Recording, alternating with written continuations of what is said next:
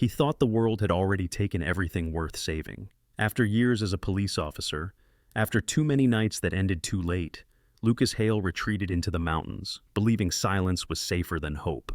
Then, in the middle of a brutal winter storm, when the snow erased roads and the cold showed no mercy, something scratched at his door. Not a person, not help, but a mother dog, exhausted, desperate, carrying her puppies through the dark, straight toward the only light left in the valley. Lucas didn't just open a door that night. He opened a part of himself he thought was gone forever. What happens next will make you believe in quiet miracles and second chances for the forgotten. Before we begin, tell me where you are watching from. Drop your country in the comments below. If you believe no child or animal should ever face fear alone, hit subscribe now and share this story with someone who needs hope. Whitefish, Montana, had a way of reminding people how small they were. In winter, the town seemed to shrink beneath the weight of snow and silence, its streets narrowed by white walls that rose shoulder-high along the sidewalks. The mountains surrounding it stood like ancient sentinels, unmoved by storms, their peaks lost in a sky that rarely bothered to clear. Wind rolled down from the ridges without apology, rattling windows, bending trees, and pressing against doors as if testing which ones might give way. That winter had been especially unforgiving. The cold arrived early and lingered with intent, the kind that seeped through gloves and boots and settled deep in the bones. Snow fell not in gentle flurries, but in heavy, unrelenting sheets that erased roads overnight and turned familiar paths into guesswork. The town endured it the way it always had, quietly, stubbornly, without ceremony.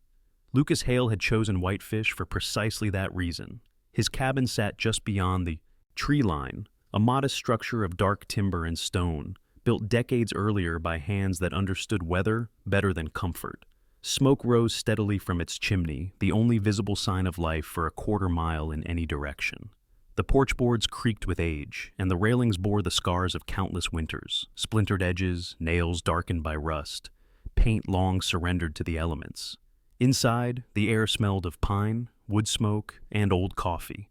Lucas sat alone at the small kitchen table, a mug warming his hands though he barely noticed the heat. He was 42, tall without being imposing, broad-shouldered in a way that suggested strength earned rather than cultivated. His hair, once dark brown, had thinned and lightened at the temples, streaked with gray that came not from age alone, but from years of interrupted sleep and decisions that never truly stayed in the past. His face was angular, marked by a sharp jawline and cheekbones that cast permanent shadows under the cabin's low light. A short, uneven beard traced his jaw, more habit than style. His nose had been broken once, cleanly reset, but never quite straight again. There was a thin scar near his right eyebrow, pale against weathered skin, the quiet remnant of a night he rarely spoke about. Lucas had spent most of his adult life as a police officer in Spokane. 21 years on the force had shaped him in ways that did not fade when the badge was turned in. He still moved with economy, every gesture measured. He still sat where he could see the door, still listened for sounds others ignored, the change in wind, the creak of wood, the pause that came before something went wrong. What had changed was his faith in outcomes. He used to believe that showing up mattered, that if you arrived fast enough, spoke clearly enough, followed procedure closely enough, things could be fixed, people could be saved, damage could be undone. That belief had not survived his last year on the job. The incident itself had been ordinary by police standards. A late-night call, a domestic disturbance, a house on the edge of town, lights off, snow piling up against the doorframe. Lucas and his partner had followed protocol, had knocked, announced themselves, waited the required seconds. When they forced entry, they found a scene already decided. There were no heroes that night, only silence where a child's voice should have been. The investigation cleared Lucas of wrongdoing. The reports were clean, the timelines precise. His superiors spoke of unavoidable circumstances and tragic outcomes. Friends told him he had done everything right. Lucas stopped believing them.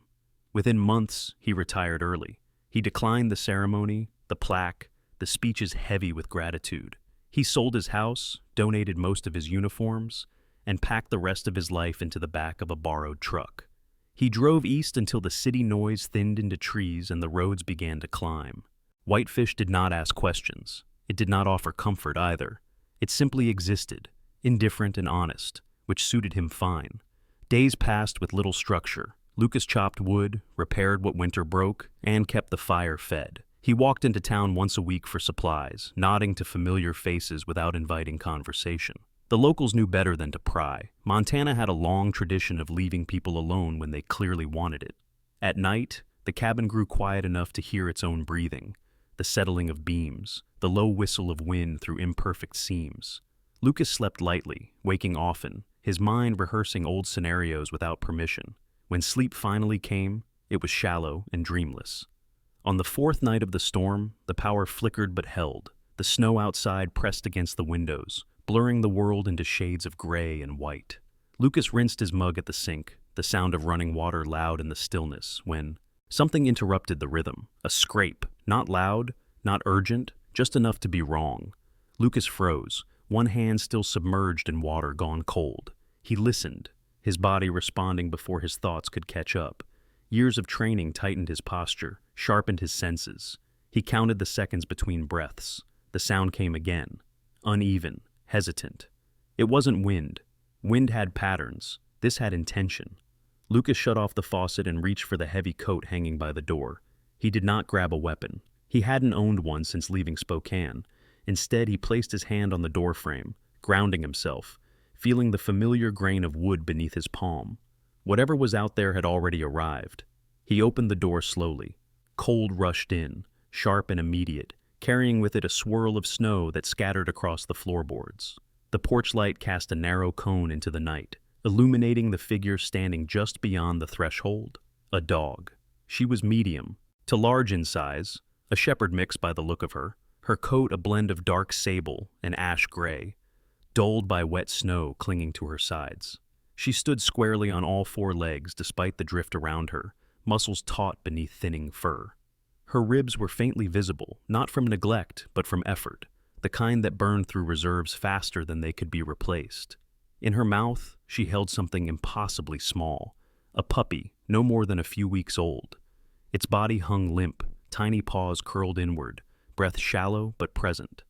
Behind her, barely visible through the falling snow, were shapes, other puppies, stumbling forward on unsteady legs, their movements slow and uncertain. The mother did not bark, she did not whine or step closer. She simply stood there, eyes fixed on Lucas. They were pale brown, almost gold, and startlingly calm. Lucas felt something tighten in his chest. Not fear, recognition. He had seen that look before, in witnesses who had already decided they would tell the truth no matter the cost, in parents who had run out of options and chosen one last door to knock on. Slowly, deliberately, Lucas stepped aside. The mother dog did not rush in. She waited a fraction longer, as if committing his scent and posture to memory, then crossed the threshold with measured steps. She placed the puppy gently on the floor near the warmth of the stove, nudged it once with her nose, and turned back toward the storm. Lucas did not stop her. He held the door open, letting the cold pour in, unaware that the first crack in his long-held silence had already begun to form. The door remained open longer than Lucas realized. Cold poured into the cabin in steady waves, threading itself along the floorboards and up the legs of the table, but he did not rush to shut it. He watched the mother dog disappear back into the storm, her silhouette swallowed almost instantly by falling snow, and only then did he become aware of the small shape she had left behind. The puppy lay on its side near the stove, its breathing shallow, chest fluttering like a trapped bird. Lucas crouched slowly, careful not to startle it, his movements deliberate in the way they had been during late-night calls when everything depended on staying calm. He slipped off one glove and placed two fingers lightly against the pup's ribs. The heartbeat was there, weak, irregular, but stubborn. "You're still with us," he murmured, surprised at how steady his voice sounded. He fetched an old wool towel from a drawer beneath the sink, the fabric rough and smelling faintly of smoke and age. Kneeling, he wrapped the puppy gently, tucking its head so the warmth from the stove could reach its chest. Years ago, he had learned how to cradle infants at scenes no one ever talked about later, and the muscle memory returned without asking. As he adjusted the towel, the puppy let out a thin sound, barely a whimper, and Lucas felt something tighten again behind his sternum, sharper this time. He stood and glanced toward the open door just as movement reappeared beyond the porch light. The mother was back. Another puppy clamped carefully between her teeth, snow caked along her muzzle and whiskers. She paused at the threshold, watching him. Lucas stepped back, lifting one hand slightly, palm open. "It's okay," he said, unsure who the words were meant for. She entered, placed the second pup beside the first, then turned and left again without hesitation. The pattern repeated itself through the night.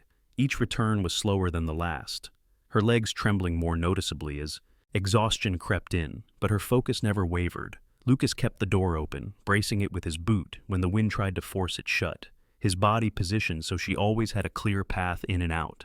He added wood to the stove, adjusted towels, murmured soft acknowledgments that filled the cabin like low static. By the time the fifth puppy was delivered, the floor near the hearth had become a patchwork of blankets and coats, improvised bedding arranged with quiet care.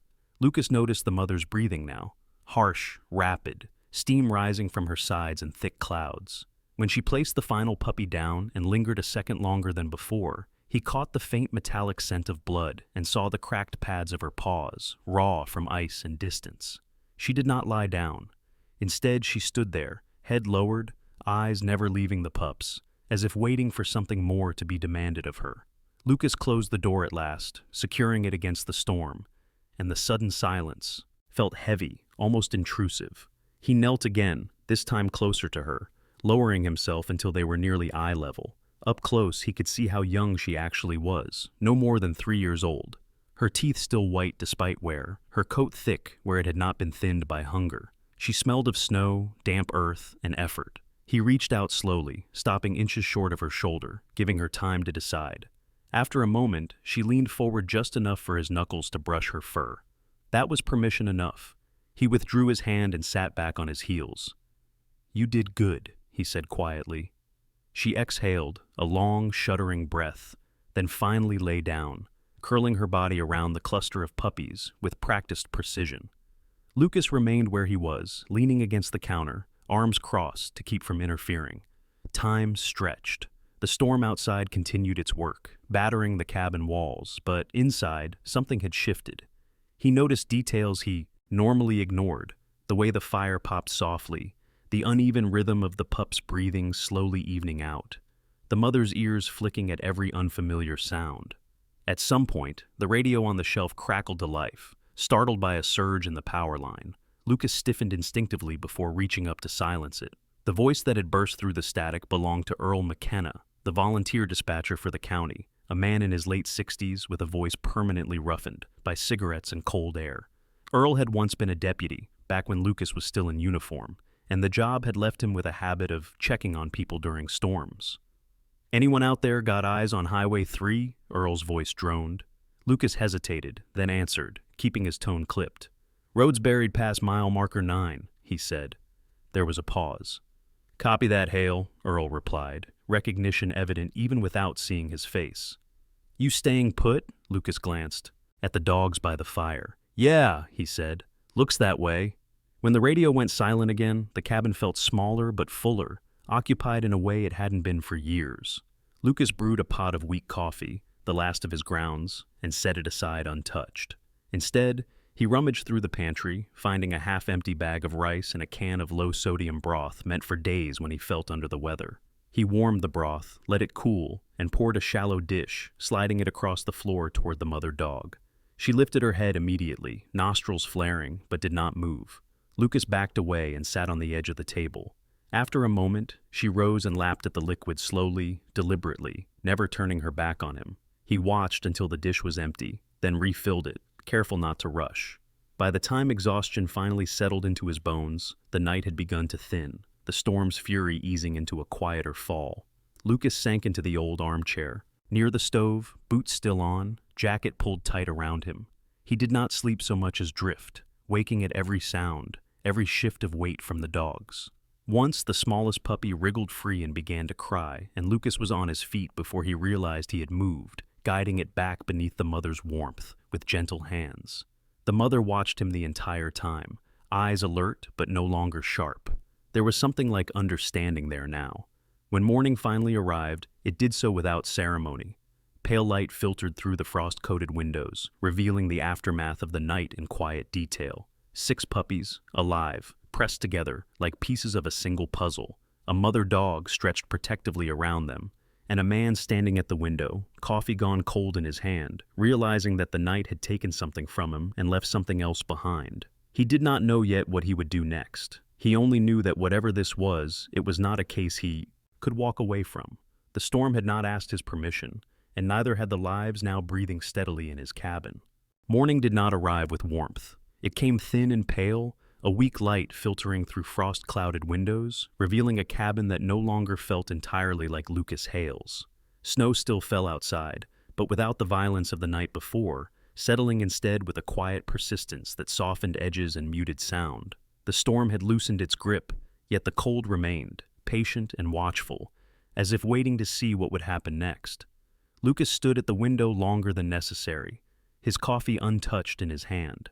From where he was, he could see the narrow trail leading down toward the tree line, now buried and indistinct, and beyond it the suggestion of the hills rising toward the mountains.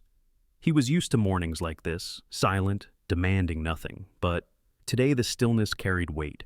Behind him, the stove ticked softly as it cooled, and on the floor near the hearth, life breathed in small, uneven rhythms. The mother dog had not moved far from where she lay. Her body curved protectively around the puppies, 6 of them pressed close, their coats a mottled mix of dark brown and ash gray, still damp from melted snow. In daylight, Lucas could see the toll the night had taken on her more clearly. Her flanks rose and fell faster than they should have, and when she shifted, a slight tremor ran through her hind legs. She was young, but exhaustion had a way of aging creatures quickly. Her eyes followed Lucas as he crossed the room, not with suspicion now, but with a steady awareness that felt almost deliberate. Lucas knelt, inspecting the puppies one by one without touching them. He counted twice, just to be sure. 6, all breathing, one smaller than the others, its chest working harder, sides pulling inward with each breath. He noted it the way he used to note details at scenes, quietly, without drama, but the old habit carried a new edge. This was not a report he could file and forget. He moved slowly, careful not to disturb the mother, and gathered supplies from the shelves, clean cloths, a shallow metal bowl, the last of the broth diluted further with warm water. He placed the bowl a short distance away and stepped back. The mother lifted her head, ears twitching, and after a moment rose stiffly to drink. Lucas noticed how she favored one paw, placing it gingerly, and how her shoulders sagged once the immediate task was done. Survival mode was loosening, and what remained was fatigue. As she drank, Lucas pulled on his coat and boots. The decision had already formed in his mind, though he had not yet named it. He stepped outside, the cold biting at his face, and circled the cabin, inspecting the porch and the surrounding area. The snowdrifts were high, but not impassable. What concerned him more were the tracks, faint, scattered, leading off toward the trees.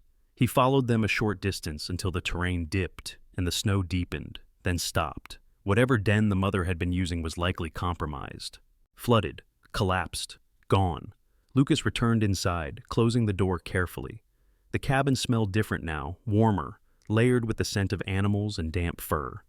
It reminded him, unexpectedly, of the temporary shelter they had once set up in a church gymnasium after a winter accident years ago. Cots, blankets, people breathing through shock.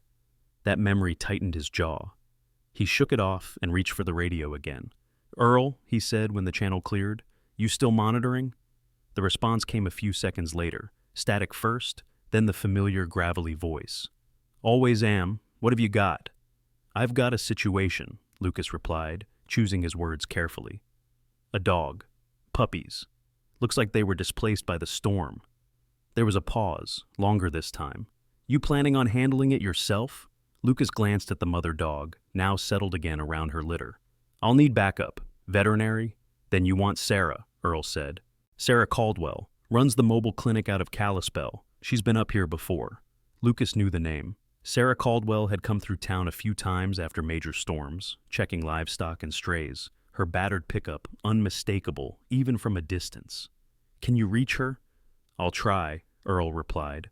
"Roads are rough, but she doesn't scare easy." Neither did Lucas, once. He thanked Earl and shut off the radio, then leaned back against the counter, arms folded. The thought of another person in the cabin made him uneasy, but not for the reasons it once would have. This wasn't about intrusion. It was about commitment. The hours passed slowly. Lucas cleaned what he could, rearranging furniture to give the dog space, laying fresh cloths beneath them. He melted snow for water, kept the stove fed, monitored the smallest puppy closely. The mother watched every movement, her gaze sharp when he came close, softening when he backed away. Trust, he was learning, moved on its own schedule. By early afternoon, the light outside had brightened enough to cast faint shadows across the floor. That was when he heard the sound of an engine struggling uphill. Lucas moved to the window and saw a dark green pickup crawling along the snow-packed road, tires spinning briefly before catching. It stopped near the cabin, and a woman stepped out, pulling her coat tight against the cold. Sarah Caldwell was taller than Lucas expected, her frame lean but sturdy, built for long days outdoors. She moved with purpose, boots sinking into the snow without hesitation. Her hair, a deep auburn threaded with copper highlights, was pulled back into a low braid that brushed the collar of her coat. Pale skin flushed from the cold, stretched across sharp cheekbones, and her eyes, gray, steady, took in the cabin and its surroundings in a single sweep. She carried a weathered leather bag over one shoulder, its surface marked with scratches and old stains, the kind of bag that had been places. Lucas opened the door before she knocked. "You made it," Sarah nodded once. "Barely. Earl said you had a mother and pups." Her voice was calm, practical, with no wasted words. She stepped inside without waiting for an invitation, pausing just long enough to assess the scene. The mother dog rose immediately, placing herself between Sarah and the puppies, a low sound vibrating in her chest. Sarah stopped, hands visible, posture relaxed. She crouched slowly, bringing herself closer to the dog's eye level. "Hey there," she said softly. "I'm not here to take anything from you." Lucas watched the exchange closely, tension coiling in his shoulders. Sarah's movements were measured, respectful. She did not reach out. She let the dog decide. After a moment, the mother's growl faded into silence, though she did not move aside. Sarah looked up at Lucas briefly. "She's protective," she said. "That's good." "Can you help them?" Lucas asked. Sarah shifted her weight, eyes returning to the puppies. "I can assess, stabilize, but they'll need more than one night's care." She glanced around the cabin. "You ready for that?" Lucas did not answer immediately. He looked at the dogs, at the space he had already rearranged, at the door that no longer felt like a boundary so much as a threshold. "I'm not sending them back out there," he said finally. Sarah studied him for a second longer, as if filing away something important. "Then we start here," she said, setting her bag down. "One step at a time." As she knelt to examine the puppies, Lucas stepped back, the weight of the decision settling fully now. The storm had brought them to his door, but the morning had made it clear. This was no longer about shelter from the cold. It was about what happened after survival, and whether he was willing to stay present long enough to see it through. The cabin grew quieter once Sarah began her work, not because there was less happening, but because everything now moved with intention. She unpacked her kit on the small dining table: gauze, antiseptic, a compact stethoscope, packets of electrolyte powder, each item laid out with the practiced economy of someone who had learned to work in bad light and worse conditions. Lucas stood back, arms folded, observing the way she angled her body to keep herself visible to the mother dog at all times. It was a subtle choice, one he recognized from his own past. Never give fear room to imagine what you're doing. Sarah examined the puppies one at a time, her hands steady, voice low. She murmured observations without dramatizing them: mild dehydration, cold stress, nothing catastrophic, yet. When she reached the smallest pup, the one Lucas had been watching most closely, she lingered longer, fingers tracing the thin rise and fall of its chest. "This one's fragile," she said, not unkindly, but not lost.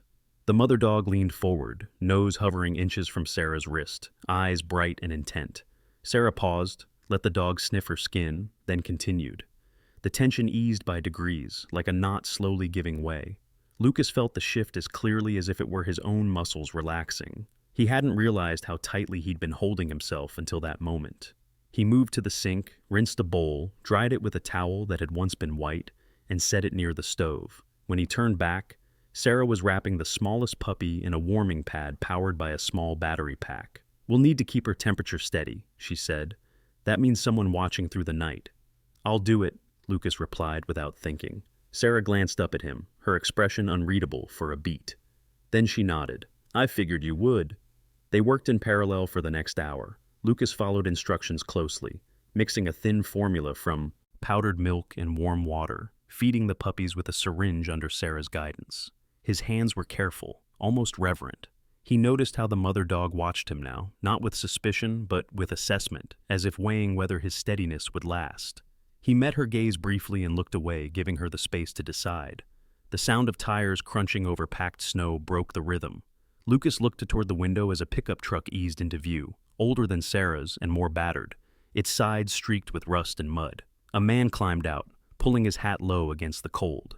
He was broad through the shoulders, thick-necked, with a gray-streaked beard that had grown without much attention.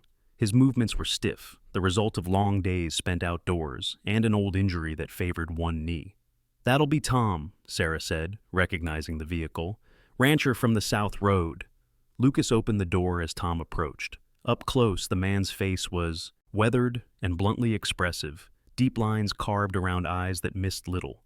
"Earl said you might need hands," Tom said. His voice was rough, but not unfriendly. "Figured I'd check." Tom Alvarez had lived in the valley most of his life. A former rodeo rider before a spill left him with a limp and a dislike for crowds. He kept to his land now, tending horses and minding his own business. Lucas had crossed paths with him a few times in town, exchanges limited to nods and brief acknowledgments. Tom stepped inside, removed his gloves, and took in the scene with a single, sweeping look. His gaze softened when it landed on the dogs. "Hell of a night to be born," he said quietly. "Hell of a place to survive," Sarah replied. Tom nodded once, as if that settled it. "I've got a mare down the road that foaled early last spring. I remember nights like this." He glanced at Lucas. "You staying on this?" Lucas met his eyes. "Yeah." Tom studied him for a moment. Longer, then shrugged. "Then you'll want more straw. I can bring some by before dark." He paused at the door. "You need anything else?" Sarah answered. "Dry feed, and if you've got an old heat lamp you're not using." Tom smiled faintly beneath his beard. "I've got two." He left without another word. The afternoon wore on. Light shifted across the cabin floor, revealing dust motes and the faint scuffs of muddy boots. Sarah finished her assessment and packed part of her kit away. "I can't stay the night," she said, tightening the strap on her bag. "But I'll be back at first light. Roads permitting." Lucas nodded. "I'll keep them stable." "I know," she said, then hesitated. "You should know something, though." She leaned against the counter, arms crossed loosely. "Once you commit to this, it won't be clean. Puppies don't follow plans. Mothers don't always bounce back the way we hope." Lucas looked at the dogs, then back at her. "Neither do people." Sarah's mouth curved into something like a smile. "No," she agreed. "They don't." She pulled on her coat and paused at the door, glancing once more at the mother dog. "She trusts you," she said. "That matters." When Sarah left, the cabin felt larger again, quieter. Lucas settled into the night routine almost without noticing. Feeding, checking temperatures, adjusting bedding. Tom returned before sunset with straw and a heat lamp, moving carefully around the dogs, speaking softly as he worked. He set the lamp at a distance, tested it twice, and nodded in approval. "You've got this," he told Lucas. "Just don't forget to eat." Then he was gone, the sound of his truck fading into the trees. Night fell early. The storm clouds thinned, revealing a scattering of stars sharp enough to cut. Lucas sat on the floor near the stove, back against the cabinet, the smallest puppy tucked inside his jacket for warmth. The mother dog lay close, her head resting on her paws, eyes half-lidded but never fully closing. At some point, she shifted and placed her head against Lucas's knee, the weight solid and deliberate. He froze, then relaxed, letting his hand rest lightly against her shoulder. He thought of all the times he had walked away from scenes because staying meant feeling the aftermath. This was different. There was no perimeter to tape off, no report to file. There was only the slow work of keeping something alive, and the understanding that doing so would change him whether he wanted it to or not. As the fire burned low and the night deepened in, Lucas felt the weight of staying settle fully into place. It was heavier than leaving had ever been, and for the first time in a long while, he did not resent it. The night thinned into something fragile, neither fully dark nor kind enough to be called morning. Lucas felt it in the way the fire settled into embers and the cabin's sounds changed pitch, as if the walls themselves were listening. He had not slept, not really. Instead, he had hovered in that half-wakefulness earned by long shifts and longer consequences, his attention moving from one small breath to the next.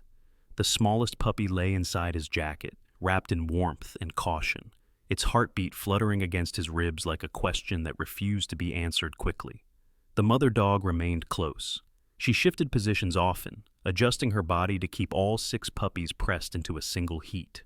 Her coat, once sleek beneath the snow, looked dull now in the low light, and Lucas noticed the faint tremor in her flank when the wind rattled the windows. She had given everything the night demanded. Now, her body was asking for its due. Lucas checked the thermometer Sarah had left, on the table, then the warming pad's indicator light, still steady. He fed the puppies again in small turns, careful not to rush, careful not to hope too loudly. When he reached the smallest one, the pup resisted weakly, mouth opening and closing without coordination. Lucas felt the familiar tightening in his chest, the instinct to take control fighting the reality that some things moved at their own pace. He glanced at the clock, just past 4. He considered calling Sarah, then stopped himself. She had said first light, roads permitting. Panic had never improved outcomes. He had learned that the hard way. A sound cut through the quiet, sharp and sudden. The mother dog stood, head snapping up, ears rigid. Lucas followed her gaze to the door. This time, the sound was unmistakable. Hooves. He stood, pulling on his boots, and opened the door a crack. The cold surged in, and with it the shape of a horse emerging from the pale darkness. She stood at the edge of the porch light, chestnut, coat dusted with frost, breath steaming. A halter hung loosely at her head, rope trailing behind her like an afterthought. She was tall and well-muscled, her age hard to place but likely past her prime, judging by the stiffness in her forelegs. Lucas recognized her. "Mara," he said softly. The mare belonged to Tom Alvarez. She had a habit of testing fences during storms, more out of restlessness than fear. Lucas stepped out slowly, keeping his movements calm. Mara's ears flicked forward, then back, weighing him. He reached for the rope, his hand steady. "Easy," he murmured. "You're all right." Behind him, the mother dog gave a low warning, not aggressive, but alert. Lucas paused, then guided Mara a few steps farther from the door, before looping the rope around a post. He returned inside, heart still working a little too fast. "You're not wrong," he said quietly to the dog, as if she had accused him of something. "Bad timing." Mara stamped once, then settled, the storm's edge finally losing its hold. Lucas made a mental note to call Tom at first light. Another responsibility added to the list, small but unavoidable. Inside, the smallest puppy let out a thin cry, sharper than before. Lucas crossed the room in 2 strides, crouching. The puppy's breathing had changed, shallow and rapid, sides pulling inward. The warmth was no longer enough. He felt the line he had been walking on all night shift beneath him. Watching was no longer sufficient. He reached for the radio. "Earl," he said, keeping his voice level, "I need Sarah. Now." Static answered first, then Earl's voice, more alert than before. "On it," he said. "Hold steady." Lucas set the radio down and moved with purpose. He warmed more formula, adjusted the heating pad, rubbed the puppy's chest in slow circles the way Sarah had shown him. The mother dog hovered inches away, eyes locked on his hands. Lucas did not look at her. He focused on the rhythm beneath his fingers, on the small, stubborn pulse that refused to disappear. Minutes stretched. The fire crackled. Mara shifted outside, her presence a reminder that the world beyond the cabin still existed, still pressed in. When headlights finally cut through the frost-coated window, Lucas exhaled for what felt like the first time in hours. Sarah's truck pulled in fast, tires crunching hard. She was through the door, moments later, coat half-zipped, braid loosened, breath fogging the air. Her eyes went immediately to Lucas's face, then to the puppy in his hands. "Show me," she said. She moved with practiced urgency, setting her bag down, checking vitals, listening with the stethoscope pressed against impossibly small ribs. "She's hypothermic," Sarah said, "and hypoglycemic. You did right calling." She prepared a glucose solution, her hands sure, her voice calm but firm. "We'll need to be aggressive but controlled." Lucas followed instructions without question, holding the shroom. Puppy steady, counting breaths aloud when Sarah asked him to. The mother dog watched, muscles taut, ready to intervene if something went wrong. Sarah noticed and adjusted her position, keeping herself visible, non-threatening.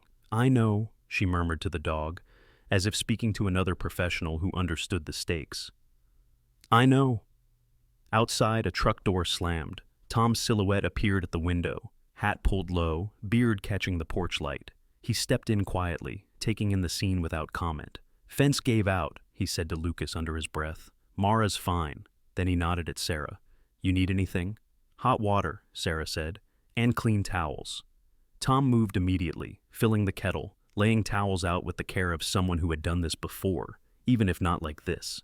He glanced at Lucas once, eyes narrowing slightly. "You okay?" Lucas did not answer right away. He focused on the puppy's mouth as it finally accepted.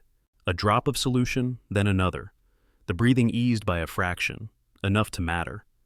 "Yeah," he said finally. "I am." They worked in a quiet rhythm, the three of them moving around one another without collision, each action deliberate. When the puppy's temperature stabilized enough to be returned to the warming pad, Sarah leaned back, shoulders slumping just a touch. "She's not out of the woods," she said, "but she's here." The mother dog approached then, slow and careful. She sniffed the puppy, nudged it once, then looked at Lucas, not pleading, expectant. Lucas placed the puppy back among its siblings, watched the mother curl around them, her body forming a living wall against the cold. He felt the weight of the night settle, heavier now for having been tested. Sarah packed her kit with quieter hands. "You crossed a line tonight," she said, not unkindly. Lucas met her gaze. "Which one?" "The one between being present and being responsible," she replied. "It's a hard line to uncross." Tom cleared his throat softly. "He'll manage," he said. "Some folks do." Sarah looked at Lucas again, then nodded. "I'll check back at noon," she said. "If anything shifts before then, you call." When they left, the cabin returned to its smaller, fuller quiet. Lucas sat on the floor, back against the cabinet, exhaustion finally catching him. The mother dog settled close, her head resting against his thigh. He placed a hand on her shoulder, feeling the steady rise and fall beneath his palm. The line had been crossed. There was no stepping back. And for the first time, Lucas did not feel the urge to look for an exit. Morning arrived without triumph. There were no dramatic breaks in the clouds, no sudden warmth flooding the cabin. Instead, the light came in thin and cautious, sliding across the snow like it wasn't entirely sure it was welcome yet. Lucas noticed it only because the room had finally gone still. Not the tense stillness of crisis, but the kind that followed endurance, the silence that settled after something had decided, for now, to live. He woke on the floor beside the stove, his back stiff, one arm numb beneath his weight. For a moment, he didn't move. Years on the force had taught him that the first few seconds after waking often revealed more than any report ever could. He listened, counted. 6 small breaths, uneven but present. One larger rhythm beneath them, slower now, steadier. And beneath his hand, resting against his thigh, the solid warmth of the mother dog. She had not moved away. Her head lay across his leg, the weight neither demanding nor tentative. Her ears flicked when he shifted, but her eyes stayed closed. In the gray light, Lucas could see the roughness of her coat more clearly, places where fur had thinned, where skin showed through from long weeks of strain. She was younger than she looked, maybe 3 years old at most, but motherhood and winter had pressed time into her frame. Still, there was strength there, not the restless kind, but the enduring kind that knew when to conserve. Lucas moved slowly, careful not to disturb her. Or the puppies. The smallest one lay closest to the heat source, tucked deep among its siblings, chest rising and falling, with more consistency than it had hours earlier. He allowed himself one quiet exhale. Not relief exactly, more an acknowledgement that the line they had crossed the night before had held. The cabin smelled of burned wood and damp fur, and something faintly metallic left over from stress. Lucas stood, joints protesting, and fed the stove. The sound of the fire catching seemed louder than it should have been. He poured himself fresh coffee, drank it standing, and stared out the window while his thoughts tried to rearrange themselves into something usable. He had expected once the emergency passed to feel the familiar pull to disengage, that instinct to step back, to reduce involvement to something manageable. It didn't come. Instead, there was a heavier awareness settling in, less urgent, more demanding, the kind that came when a situation no longer belonged to a single night. A knock came at the door, firm but not abrupt. Lucas stiffened, then relaxed as recognition followed. He opened it to find Tom Alvarez standing on the porch, hat in hand, his breath visible in short bursts. In daylight, Tom looked older than he had the night before. The deep lines around his mouth and eyes were more pronounced, his beard threaded with more gray than Lucas remembered. He carried a crate under one arm and a paper bag under the other. "Figured you'd be up," Tom said. "Mara's settled. Fence'll hold till spring." Lucas stepped aside. "You didn't have to come back." Tom snorted softly. "Didn't have to, wanted to." He set the crate down near the wall. Inside were veterinary supplies, bandage rolls, antiseptic spray, a spare thermometer. "Picked these up from the feed store last fall. Never hurts." Lucas nodded, unsure what to say. Gratitude had never been his strong suit. Tom didn't wait for it. He crouched near the dogs, movement slower now, deliberate in the way of a man whose body had learned limits the hard way. His eyes softened as he took them in. "Mother's doing well," Tom said. "You can tell by how she's resting. Animals don't waste energy when they don't trust a place." Lucas glanced down.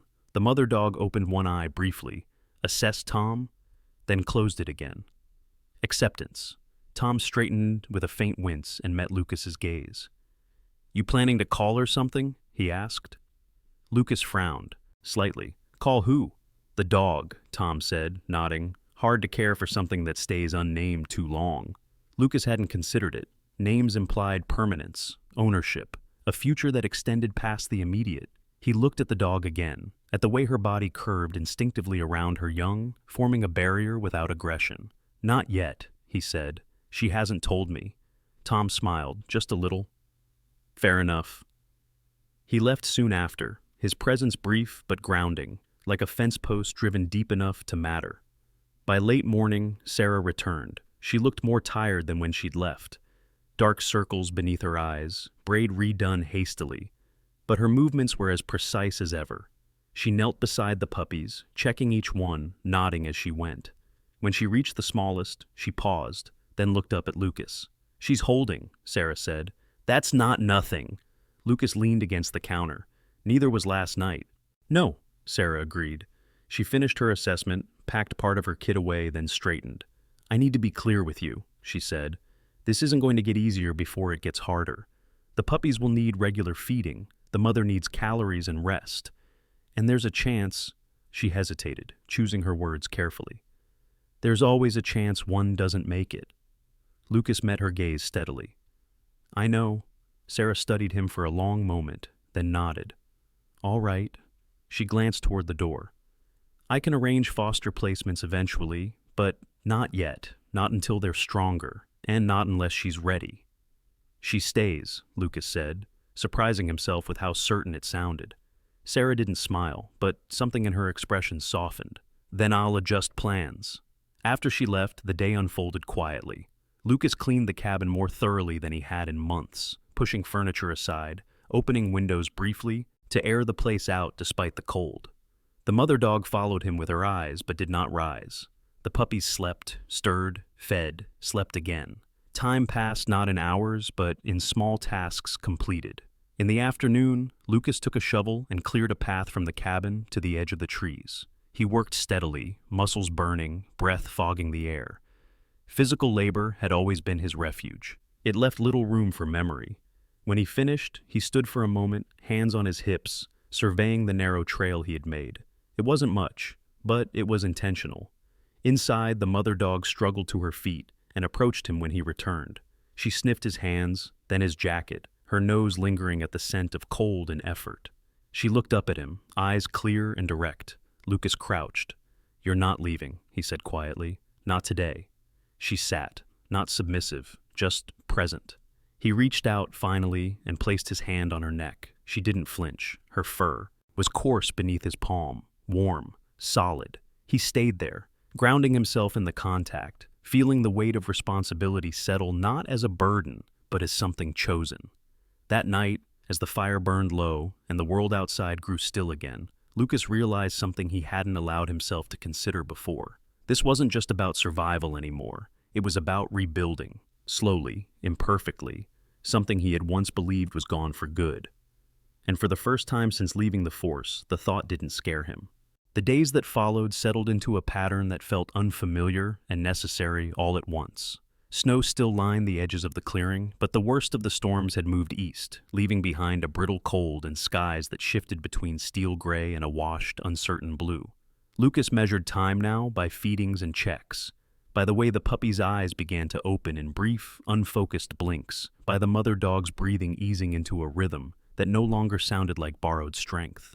He learned her habits without forcing them. She preferred to rise before the light fully took hold, stretching stiffly, shaking out her coat with a quiet determination that sent loose fur drifting like ash. She drank deeply, then ate with the kind of attention that suggested food was no longer a crisis, but still not something to waste.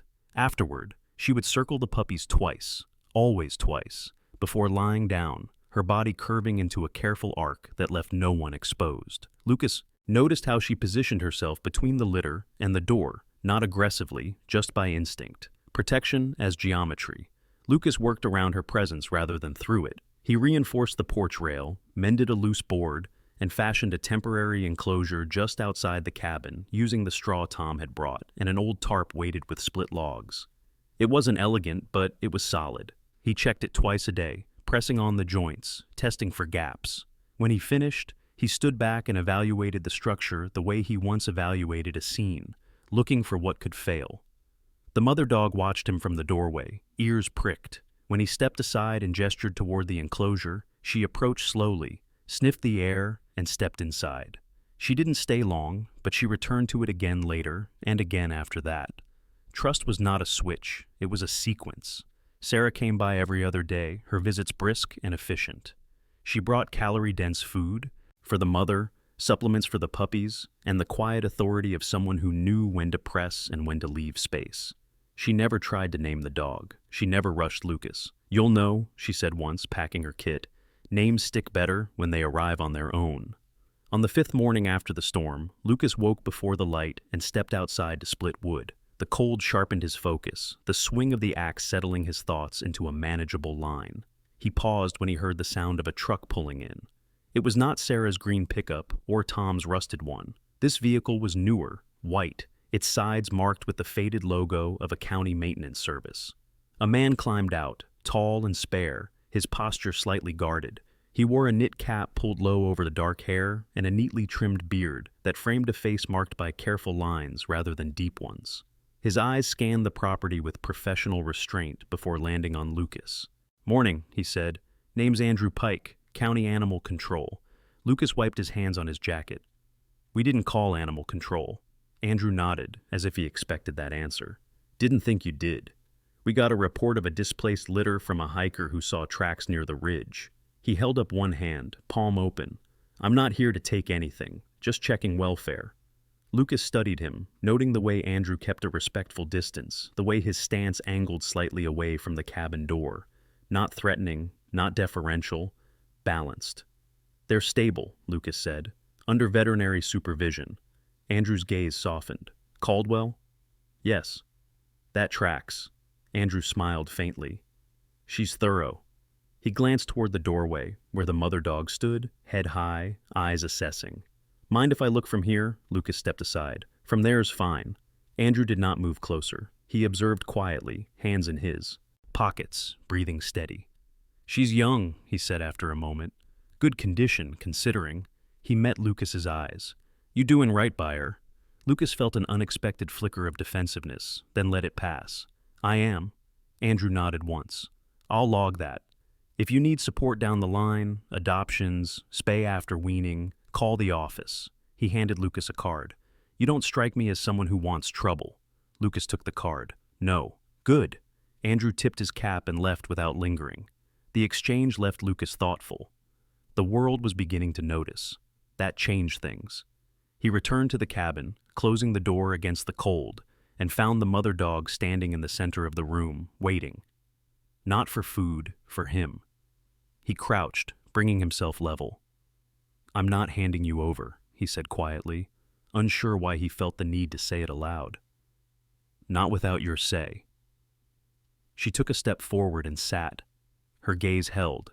His, steady, unblinking. Something in his chest loosened. It happened later that afternoon, when the light slanted just right across the floor, and the cabin felt briefly suspended between seasons. Lucas was kneeling beside the puppies, weighing the smallest in his hands as Sarah had taught him, when the mother dog rose and approached. She placed herself between him and the door again, then looked back at the litter. Her ears flicked once, twice. Then she turned and faced Lucas fully. The moment felt deliberate. Lucas set the scale aside and rested his hands on his thighs. He searched for words and found none that fit. What he felt wasn't ownership or rescue, it was recognition. The name came without force, without ceremony. It fit because it described what she did, not what she was meant to be. "Mercy," he said, testing the sound. She did not react immediately. Then she stepped closer and pressed her shoulder into his chest. A solid, grounding contact that left no room for doubt. Lucas laughed once, short and surprised, and rested his forehead briefly against her neck. "All right," he murmured. "Mercy." The name traveled quickly. Tom used it the next time he stopped by with feed. Sarah wrote it on the top of her notes. Even Andrew, when he returned to drop off paperwork, nodded and said, "Good name." The word anchored the story in a way nothing else had. With a name came decisions. Lucas and Sarah discussed timelines, vaccination schedules, eventual placements. They spoke plainly about risks. Lucas listened and asked questions. He did not rush. When Sarah suggested fostering the puppies out once they were strong enough, he nodded. "One at a time," he said, "not all at once." Mercy accepted the enclosure fully now, moving between it and the cabin with quiet authority. The puppies grew bolder, their movements less tentative, their cries sharper. Lucas found himself smiling at small, ordinary milestones. The first clumsy attempt to stand, the way one pup favored a crooked ear. He named none of them. That, he decided, belonged to the people who would take them home. One evening, as the light faded and the cold returned, Lucas sat on the porch steps with Mercy at his side. The valley below lay quiet, the last of the snow catching the light like scattered glass. He thought of the line he had crossed nights earlier and understood it better now. Staying wasn't a single choice. It was a series of small, consistent acts, each one reinforcing the last. Mercy leaned against him, her weight easy and certain. He placed a hand on her shoulder and watched the dark settle in without fear. The name had meant staying, and staying, it turned out, was enough. Spring did not arrive all at once. In Whitefish, it never did. It came in increments that required patience to notice. The way the snow retreated from the edges of the clearing first, revealing dark soil and flattened grass. The way the creek behind the trees began to speak again, its voice thin but persistent. The way morning stopped biting quite so hard. Lucas marked these changes without ceremony, the same way he now marked the puppies' growth, not with celebration, but with steady attention. The puppies were no longer small enough to fit in one hand. Their legs grew faster than their balance, turning each attempt at movement into a negotiation with gravity. Their coats thickened into mottled patterns of brown, gray, and black, each one developing small distinctions that made them impossible to confuse if you paid attention. One favored the left side when sleeping, another tilted its head when curious, ears flopping unevenly. Lucas noticed everything. He did not name them. That rule remained. Mercy watched it all with calm authority. She had regained weight, her ribs no longer visible beneath her coat, her movements fluid again. The stiffness that once marked her mornings faded as the weather softened. She spent long stretches outside now, stretched along the edge of the enclosure or sitting at the tree line, eyes scanning the valley below. She was no longer guarding against disaster. She was simply present, which Lucas understood was a different kind of work. The first family arrived on a Saturday morning, their truck pulling in slowly, as if unsure whether they were welcome. Sarah stood with Lucas on the porch as they approached, clipboard tucked under her arm. The couple, Mark and Elaine Foster, stepped out together, both in their early 40s, dressed plainly, faces open but cautious. Mark was tall and broad, his beard trimmed short, hands rough from work he didn't bother to explain. Elaine was slighter, her dark hair pulled back, eyes sharp with the kind of attentiveness that came from having waited a long time for something. They had lost a dog the year before. Lucas knew that before they said it, saw it in the way Elaine's hands clenched briefly at her sides when the puppies tumbled into view. Sarah handled the introductions, her voice steady, her questions practical. Lucas watched from a short distance, Mercy at his side. The mother dog observed quietly, not interfering, but alert. When one puppy, a male with a dark blaze across his nose, wandered toward Elaine and sat at her feet without prompting, Mercy lifted her head. Lucas felt his breath catch, then held. Mercy studied the scene, then lay back down. Elaine knelt slowly, letting the puppy sniff her hands. Tears came without warning, and she laughed at herself even as she wiped them away. "I think," she said softly, "he's already decided." Lucas nodded. "They're good at that." The handoff was deliberate, respectful. Lucas did not rush it. He watched Mercy closely, ready to intervene if needed. But Mercy did not protest. She approached the puppy, sniffed him thoroughly, then nudged him once with her nose before stepping back. The gesture was unmistakable. Permission. The truck pulled away later, one crate secured carefully in the back. Lucas stood until it disappeared down the road. He felt the absence immediately, sharp but not unmanageable. Mercy pressed against his leg, grounding him. He rested a hand on her shoulder. "One," he said quietly. "We'll do it one at a time." They did.